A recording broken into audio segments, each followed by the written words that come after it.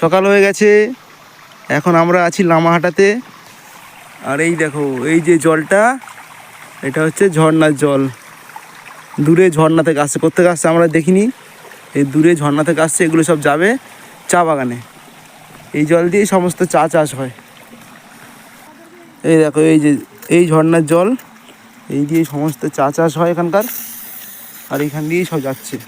এইটা সারা দিন রাত চলছে, মনে হচ্ছে যেন বৃষ্টি পড়ছে। আর এই দেখো বলতে বলতে মেঘ চলে এসছে, আমাদের এখানে মেঘ ঢুকে গেছে, পুরো সাদা হয়ে গেছে।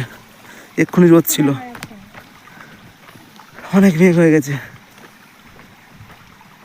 ভাবলাম একটু বেরোবো, তার মাঝখানে এই রোদ, এই মেঘ। আবার কি বৃষ্টি হবে নাকি দেখে জানে। কালকের তো পুরো বিকেল থেকে বৃষ্টি হয়েছে। এই দেখো পুরো সাদা হয়ে গেছে।